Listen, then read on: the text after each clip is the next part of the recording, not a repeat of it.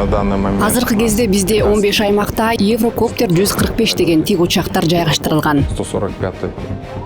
Канат байлаган дарыгерлер, Казакстандын медициналык авиациясы кандай иш алып барат? Мы все как бы привыкли. Баарыбыз чет өлкө тасмаларынан кырсык болгон жерге тик учактар конуп, бейтаптарды алып кеткенин көрүп жатабыз. Биз азыр дал ошол учурлардын үстүндө иштеп жатабыз. Ал биздин милдет сыяктуу. Как задача. 4 чакырым бийиктикте туруп өмүрдү кантип сактап калууга болот? Баланын жүрөгү 3 ирет токтоду. Башкача айтканда, аны 3 ирет жандандырдык. Учуп чыгаар алдында тик учак жанында туруп сүрөткө түшпөш керек деген ырым бар. Анткени ал жаман жашаган деп айтышат.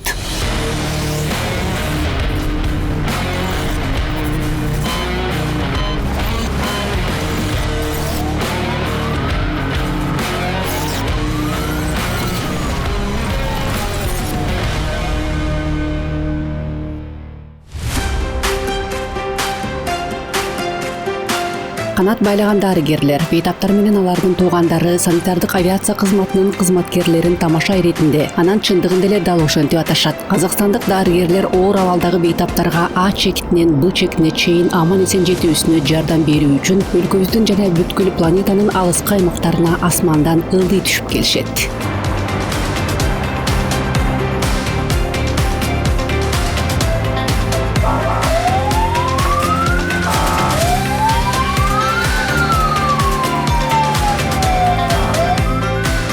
Медициналык авиация кызматынын дарыгерлери вахтасын күнү түнү аткарышууда. Алардын ар бир күнү сыноо, экзамен сыяктуу. Бул адамдарда ката кетирүүгө укугу жок.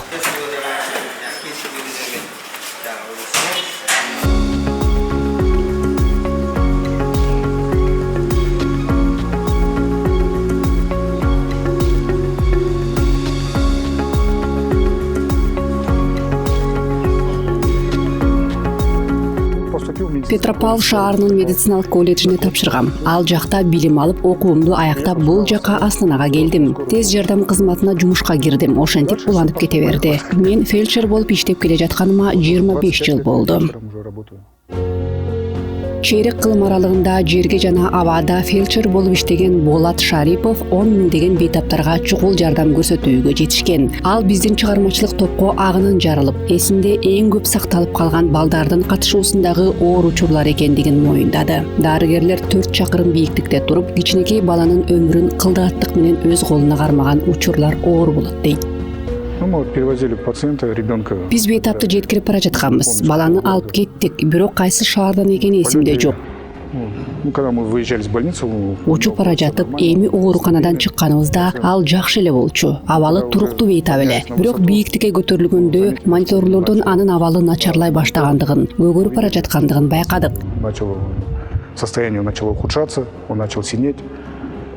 С нами был врач-реаниматолог. Жаныбызда жандандыруучу дарыгерлер бар эле. Албетте алар өз тармагынын кесипкөйлөрү. Абалды тез салмактап чыгып, жардам көрсөтө башташты. Кыскасы 5 мүнөттүн аралыгында алар бейтапты туруктуу абалга келтире алышты. Там нужные препараты медицинские. Ошентип өз нугунда жеткире алдык. Биздин ишибиздеги эң негизгиси ар бир саат же мүнөт маанилүү болгон шарттарда адамдардын өмүрүн сактап калуу. Час или минута. Биздин ишибизде ыкчамдык менен ылдамдык маанилүү. Биз аба транспорту менен учуп чыгабыз. Воздушным транспортом.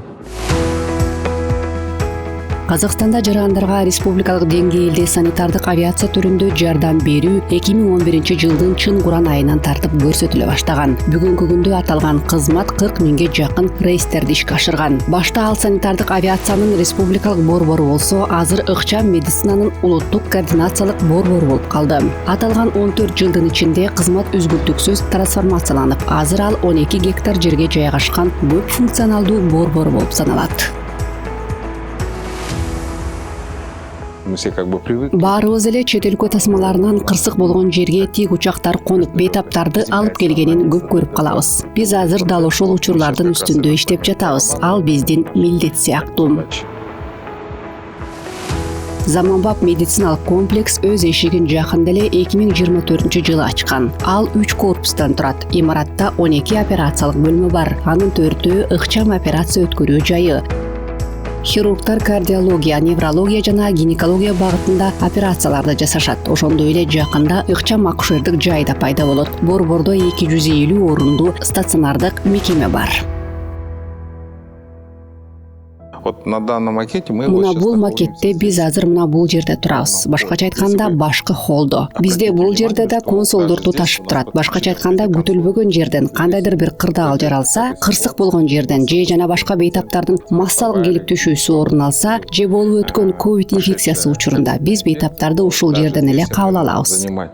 Вот эти помещения, чтобы принимать пациентов. Таңкыстык болбогондой кылып консулдор бар. Биз аларды медициналык чучуктар деп атайбыз. Биз бейтаптарды жашоону колдоочу аппаратка, ИВЛге же башка жабдууларга кошо алабыз. Жизнеобеспечение, там ИВЛ или... Анан дагы бизде мындай болгон кубаттуу дар таныктоо борборубуз да бар. Анда 128 тилкелүү компьютердик томография турат. Ага кошумча 3 катмарлуу магниттик резонанттык томограф дагы бар. Эң заманбап жабдуулар турат. Алардан тышкары бизде ыкчам класстагы ультра үндүү изилдөө аппараттары, санарип рентген аппараттары да иштеп келет. Бизде изилдөөлөрдүн баардык түрүн ишке ашырган абдан кубаттуу лабораториябыз бар. Ошону менен бирге өзүбүздүн жаңы морфология бөлүмүбүз да бар. Плюс есть у нас своя морфология. И в то же время... Ошол эле учурда мен жогоруда айтып кеткендей, биздин клиниканын ажырагыс бөлүгү бул санитардык авиация. Санитарлык авиациянын карамагында 31 Санитардык авиация паркында 31 учак бар. Анын ичинен 15и тик учактар. Биздин аймактарыбызда болсо 11 тик учак иштеп келет. Жолаушы, тасымалдаушы ұшақтарымыз бар. Олардың саны 11. Мысалы, Астана қаласында, Алматы қаласында үлкен ұшақтарымыз бар. Мисалга алсак, Астана жана Алматы шаарларын биз Пилатус учактары менен камсыз кылабыз. Алар олуттуу ылдамдыкта алыска учуп кете алышат. Ұшақтар. Плюс у нас сейчас имеется...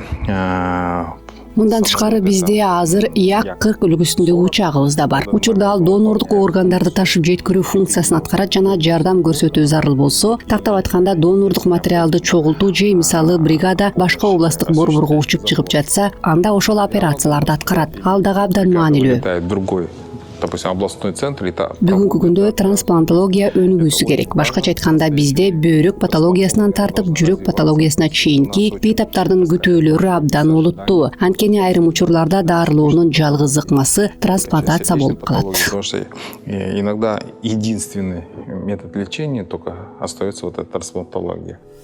Медициналык авиациянын аба кемелери өлкөдөн тышкары оор кырдаалга кабылган казакстандыктарды жана боордошторду алып кетүү үчүн учуп барган учурлар да орун алган. Аларга жол кырсыгынан же табигый кырсыктан жабыркагандар. Ошондой эле чет элдик клиникаларда дарыланган Казакстандын жарандары кирет. Көптөгөн башка өлкөлөрдөн айырмаланып, Казакстанда медициналык авиация кызматтары жарандарга акысыз көрсөтүлөт.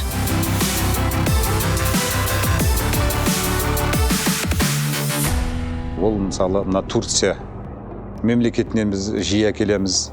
Мисалы биз Түркиядан, Түштүк Кореядан, Вьетнам, Египеттен бейтаптарды алып келебиз. Германиядан инсульттан кийинки комага түшүп калган мекендешибизди да алып келдик. Жакында эле биз Сеулда дарыланып жаткан казакстандык кичинекей балага жардам бердик. Мемлекети Нюрнберг деген каладан биздин азаматымыз өтө кыйын жагдайга түшкөн инсульт. Ал бөбөк ИВЛ аппаратка кошулуп тур. Демек ал дайыма дарыгерлердин көзөмөлүндө туруусу керек эле. Сеул каласынан баланын жагдайы ауыр болгондуктан бала мына жасанды өкпөнү желдеткич аппаратына тәуелдүү болгондуктан биздин Казакстандын консулуна олар баанада ошондон улам анын ата-энеси Казакстандын консулдугуна, андан кийин саламаттыкты сактоо министрлигине кайрылышат. Медициналык комиссия алып келүү боюнча чечим чыгаргандан кийин биз баланы Алматы шаарындагы педиатрия жана балдар хирургиясы илимий борборуна аман-эсен жеткирип алдык. Келип Алматы каласындагы балалар жана хирургия институту маганагы мекемесине акелип баланы жаткыздык. Әрине, бұл... Албетте учуп барып келүү республикалык бюджеттин эсебинен каржыланган. Башкача айтканда бейтаптан эч ким акча алган эмес. Каржыга келмеди.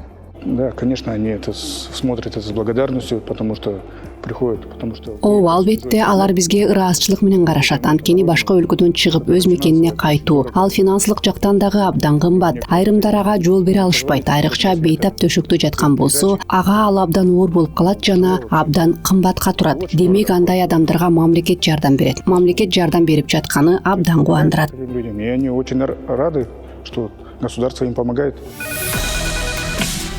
Казакстандагы ыкчам жардам борбору түрк мамлекеттеринин өлкөлөрүнүн ортосундагы өз ара аракеттенүү үчүн негизги аянтча болуп калат. Жаз айларында Казакстан, Азербайжан, Түркия, Өзбекстан, Кыргызстан жана Түркмөнстандын саламаттыкты сактоо министрлери меморандумга кол коюшуп, өзгөчө кырдаалдар, пандемия жана техногендик кырсыктар учурунда өз убагында медициналык жардам көрсөтүү боюнча кызматташууга макулдашышты. Ата мекендик дарыгерлер өзбек кесиптештери менен симуляциялык борбор базасында мастер-класстарды өткөрүүнү да макулдашышкан. Біз тасымалдар алдында науқасты қадағалап тексереміз ғой. Учуп чыгаар алдында милдеттүү түрдө бейтапты текшерүүгө алабыз. Аны ташып жеткирүүгө болобу же жокпу? Ошону түшүнүү үчүн анын кан басымын текшеребиз. Балким бейтапка бир аз турукташып алуу үчүн бир аз убакыт керектир. Себеби медициналык авиацияда учуунун аэрофизиологиясынын спецификалык өзгөчөлүктөрү бар. Башкача айтканда, бейтаптын жердеги абалы менен абадагы абалы бир нече мүнөттүн ичинде кескин өзгөрүп кетиши мүмкүн. Ал бүтүндөй илим жана аны билүү зарыл. Бизде окутуу, машыгуу борбору бар. Анда биз жыл сайын атайын окутуудан өтүп турабыз. Медициналык авиацияда иштөө тез жардамга иштөөдөн кескин айырмаланып турат. Чындыгында эле айырмасы асман менен жердей. 20 жылдык тажрыйбага ээ фельдшер Жасулан Садвахасов ошол эки ыкчам кызматты ичинен изилдеп чыккан. Жедел жардам менен әуедегі айырмашылыгы, жерде мисалга бир жагдай болуп калса, Жер үстүндөгү тез жардамдын санитардык авиациядан айырмасы олуттуу. Мисалы, эгерде тез жардам көрсөтүү абалы жерде унаада орун алган болсо, бейтаптын жүрөгү токтоп же жандандыруу талап кылынса, сиз жакын жайгашкан кайсыл болбосун ооруканага же бейтапканага токтоп жардам сурасаңыз болот. Жана прием покойго кезде сиз реанимациядан да чакырасыз, көмөктөшөсүз. Ал әуеде ұшқан кезде. Ал эми абада болсо, андай учурларда жардам күтүп сурай турган эч жер жок. Биз өзүбүз элебиз. Бир дарыгер, бир фельдшер. Демек биз бири-бирибизге гана таяна алабыз. Жер үстүндө тез жардамда иштеген кесиптештерибиз көп учурда аны түшүнүшпөйт. Биз науқасқа ұшқан кезде барамыз, мисалы, как рейсовый самолеттер бар ғой, гражданский самолеттер дейді ғой. Мисалы, алар биздин ишти кадимки рейстерди аткарган учак катары көрүшөт. Бейтапты бир медициналык мекемеден экинчисине жеткирип эле коюшат деп. Бирок андай эмес да. Биздин эң негизги айырмачылыгыбыз биз ыңгайлуу аймагыбыздан чыгып, учуу учурунда турбуленттик шартта иштегенибиз. Кез келген убакытта кандай жана турбулентность болсун, жана козгалыс, дирил, дүрсүл жана көп кой самолеттерде учкан кезде. Айрым учурда дарыгер кесиби күрөшүү, оору менен гана эмес, коркуу, чарчоо, учак калкып бара жаткан түнкү асмандын жымжырттыгы. Ал дегенибиз эмне үчүн мен деп сурабастан, тескерисинче мен жаныңдамын деген жылуу сөздөрүн айтышкан кызмат болуп саналат. Бизде бир науқасты батысқа тасымалдаған кезде, Ақтөбе қаласы болды ғой, бир жыл өтті. Бизде бир окуя болгон. Бир кичинекей бейтапты Батыш Казакстандан менимче Ақтөбе шаарына алып келгенбиз. Ал бир нече жыл мурун болгон. Баланын жүрөгү 3 рет токтоду. Башкача айтканда, аны 3 рет жандандырдык. Ошентип бейтапты ооруканага аман эсен жеткирип алганбыз. Аркасында жанагы бир калыпты науқасты алып бардык. Аман эсен тапшырдык науқасты деуге болот. Энд ондай кездерде көп кубулмалы Мына ошондой катаал учурларда албетте ишти алмаштыруу керек деген ойлор келет. Мисалы, жерде жүргөн эле тез жардам кызматына өтүп кетүү керек дегендей. Башка жерде мисалга жедел жардам бар го, сондай жерге мисалы осуга.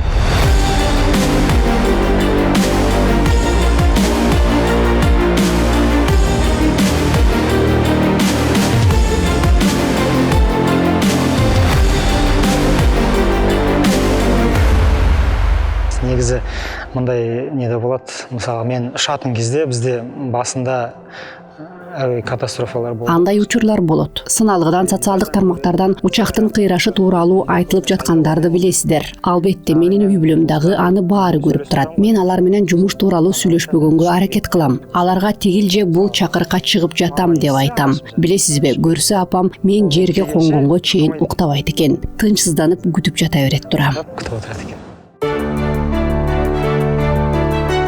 Ошентип күн сайын көбүнесе уктабай, тыным албай кезектеги нөөмөткө киришүү менен Жасулан, Болот жана башка көптөгөн ак халатчан куткаруучулар өздөрүнүн талыкпаган эмгеги аркылуу адамдын эң чоң баалуулугу анын өмүрүн сактап келишет.